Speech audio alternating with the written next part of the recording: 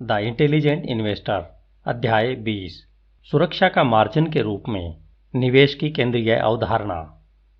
यदि हम अनपेक्षित संभावनाओं के ब्रह्मांड में अप्रत्याशित का अनुमान लगाने या अप्रत्याशित की उम्मीद करने में विफल रहते हैं तो हम खुद को किसी की दया या ऐसी किसी चीज की दया पर निर्भर मान सकते हैं जिसे क्रमबद्ध, श्रेणीबद्ध या आसानी से देखा नहीं जा सकता। Agent Fox Mulder. सबसे पहले खोना नहीं है। जोखिम क्या है? आपको इस बात का उत्तर उस आधार पर मिलेगा कि आपने इस प्रश्न को कब और कहां पूछा है। जैसे 1999 में जोखिम का मतलब पैसा खोना नहीं था, इसका मतलब किसी और से कम पैसा कमाना था। कई लोगों को डर था कि एक दिन उनसे बारबेक्यू टकराएगा और तब वे दिन ब दिन ट्रेडिंग करेंगे और .com के शेयरों से भी ज्यादा अमीर हो जाएंगे। फिर 2003 के जोखिम से काफी हद तक यह मतलब निकल गया कि शेयर बाजार में तेजी आ सकती है, तब तक कितने भी नीचे गिरते रहो, जब तक कि जो कुछ तुम्हारे पास बचा था वह भी चला जाए और आपको पता भी न चले। हालांकि इसका अर्थ लगभग चंचल और उतार चढ़ाव वाला हो सकता है, क्योंकि वित्तीय बाजार खुद को जोखिम में डालते हैं। जोखिम में कुछ गहरा और स्थायी गुण होता है। जो लोग सबसे बड़ा रिस्क लेते हैं और वे बुल बाजार में सबसे बड़ा लाभ कमाते हैं, वे लगभग हमेशा बेयर बाजार में सबसे खराब रूप से चोटिल होते हैं। और एक बार जब आप बहुत ज्यादा पैसे खो देते हैं तो आपको एक कठिन दौड़ या कैसीनो जुआरी की तरह उसे वापस पाने के लिए और भी सख्त हो जाना चाहिए। आपको तब तक लगे रहना चाहिए जब तक आप अभूतपूर्व रूप से कामयाब नहीं होते। तब तक इसके लिए एक नुस्खा है। जब वार्टहाइम एंड कंपनी के प्रसिद्ध फाइनेंसर जेके क्लिंगस्टेन के लंबे करियर में सब कुछ जानने के लिए पूछा गया कि अमीर कैसे बने, तो क्लिंगस्टेन ने जवाब दिया, हार मत मानो। मतलब कल्पना कीजिए कि आप एक ऐसा स्टॉक खरीदते हैं जो आपको लगता है कि एक वर्ष में 10% बढ़ सकता है, भले ही बाजार केवल 5% सालाना बढ़ता हो। दुर्भाग्य से आप इतने उत्साही हैं कि आप बहुत अधिक कीमत चुकाते हैं और स्टॉक पहले साल में ही मूल्य का 50% खो देता है। यहां तक कि अगर स्टॉक तब भी बाजार की वापसी को दुगना कर देता है तो बाजार से आगे निकलने में आपको 16 से अधिक साल लगेंगे, क्योंकि आपने बहुत अधिक भुगतान किया है और शुरुआत में बहुत अधिक खो दिया है।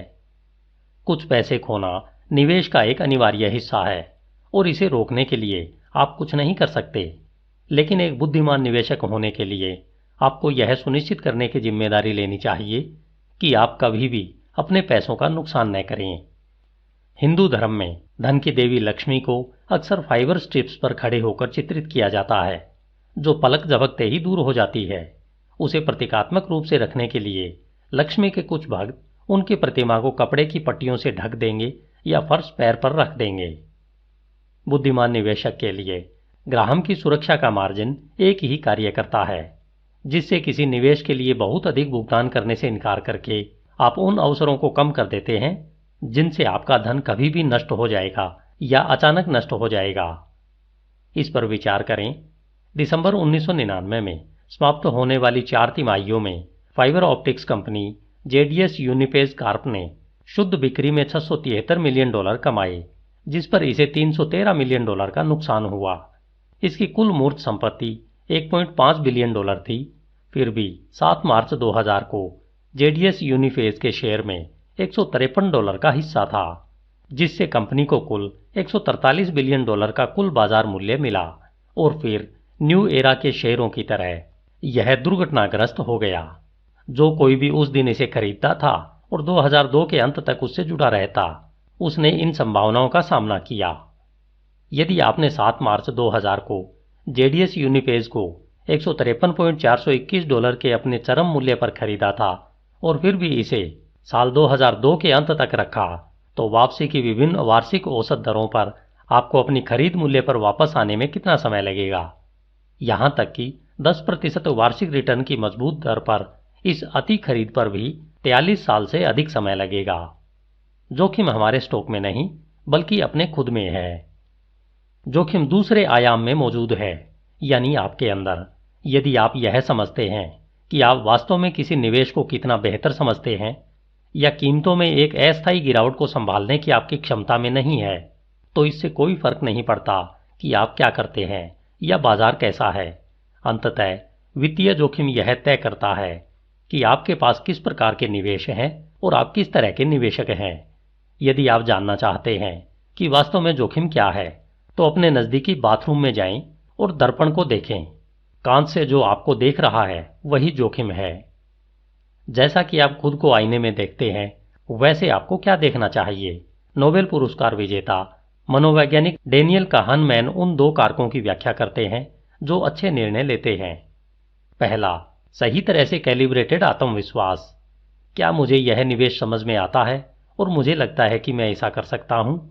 दूसरा, सही प्रत्याशित पछतावा। अगर मेरा विश्लेषण गलत निकला तो मैं कैसे प्रतिक्रिया करूंगा। क्या पता लगाने के लिए कि क्या आपका आत्मविश्वास अच्छी तरह से कैलिब्रेट किया गया है, दर्पण में देखें और खुद से पूछें, क्या संभावना है कि आपका विश्लेषण सही है।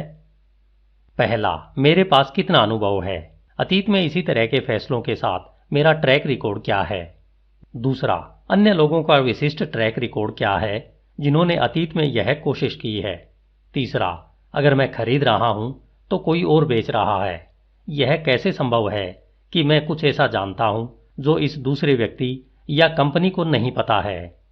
चौथा, अगर मैं बेच रहा हूं तो कोई और खरीद रहा है, यह कैसे संभव है कि मैं कुछ ऐसा जानता हूं जो इस दूसरे व्यक्ति या कंपनी को नहीं पता है। पांचवा, क्या मैंने गणना की है कि मेरे करों और व्यापार की लागतों के बाद भी इस निवेश को खरीदने के लिए मुझे कितना निवेश करने की आवश्यकता है। अब आईने में देखें कि क्या आप उस तरह के व्यक्ति हैं जो अपने पछतावे का सही अनुमान लगाता है। अपने आप से पूछने से शुरुआत करें, क्या मैं पूरी तरह से परिणामों को समझ सकता हूं। यदि मेरा विश्लेषण गलत हो गया है तो नंबर 1, अगर मैं सही हूं तो मैं बहुत पैसा कमा सकता हूं, लेकिन क्या होगा अगर मैं गलत हूं। समान निवेशों के ऐतिहासिक प्रदर्शन के आधार पर मैं कितना खो सकता हूं। दूसरा, क्या मेरे पास अन्य निवेश हैं जो मुझे इस बात से रूबरू कराएंगे कि क्या यह निर्णय गलत निकला। क्या मैं पहले से ही स्टॉक, बॉन्ड या फंड को अपने पास सिद्ध रिकॉर्ड के साथ रखता हूं।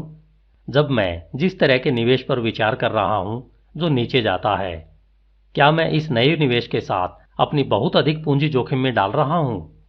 तीसरा, जब मैं खुद से कहता हूं आपको जोखिम के लिए एक उच्च सहिष्णु होना चाहिए, मुझे कैसे पता चलेगा क्या मैंने कभी किसी निवेश पर बहुत पैसा खो दिया है। इसे कैसे महसूस किया, क्या मैंने अधिक खरीदा या क्या मैंने जमानत दी। चौथा, क्या मैं अपनी इच्छा शक्ति पर भरोसा कर रहा हूं कि मुझे गलत समय पर असहज होने से रोके, या क्या मैंने निवेश अनुबंध पर हस्ताक्षर करके और डॉलर के जरिए अपने स्वयं के औसत लागत व्यवहार को अग्रिम रूप से नियंत्रित किया है। मनोवैज्ञानिक पॉल स्लोविक के शब्दों में आपको हमेशा याद रखना चाहिए कि जोखिम 2 अवयवों की समान खुराक से पीसा जाता है, संभाव्यता और परिणाम।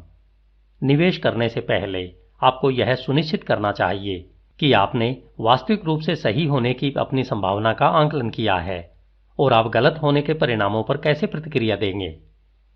बर्नस्टीन का निष्कर्ष यह है कि अनिश्चितता की स्थिति में निर्णय लेने में परिणामों को संभावनाओं पर हावी होना चाहिए। हम भविष्य को कभी भी नहीं जान पाते हैं। इसी प्रकार ग्राहम ने आपको यह हर बात में याद दिलाया है कि बुद्धिमान निवेशक को केवल विश्लेषण प्राप्त करने पर ध्यान केंद्रित नहीं करना चाहिए। यदि आपका विश्लेषण गलत हो जाता है तो आपको नुकसान के खिलाफ भी सुनिश्चित होना चाहिए। आपके निवेश के जीवन काल में कुछ बिंदु पर कम से कम एक गलती करने की संभावना लगभग 100% है और उन बाधाओं को पार करना पूरी तरह से आपके नियंत्रण से बाहर है। हालांकि आपके पास गलत होने के परिणामों पर नियंत्रण है। कई निवेशकों ने 1999 में अपने सभी पैसे को .com स्टॉक में डाल दिया।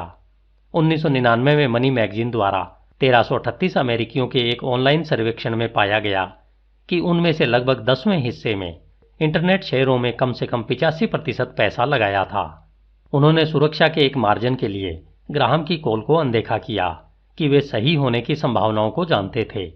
उन्होंने गलत होने के परिणामों से खुद को बचाने के लिए कुछ नहीं किया। बस अपनी होल्डिंग्स को स्थायी रूप से विविधतापूर्ण रखते हुए आप मिस्टर मार्केट के नवीनतम सबसे लोकप्रिय फैशन पर पैसे लगाने से इनकार करते हुए आप यह सुनिश्चित कर सकते हैं कि आपकी गलतियों के परिणाम कभी भी भयावह नहीं होंगे। कोई फर्क नहीं पड़ता कि मिस्टर मार्केट आपको क्या परिणाम देता है। बस आप हमेशा एक शांत आत्मविश्वास के साथ कह पाएंगे कि यह समय भी निकल जाएगा। धन्यवाद। HindiAudiobook.com। आपका दिन शुभ हो।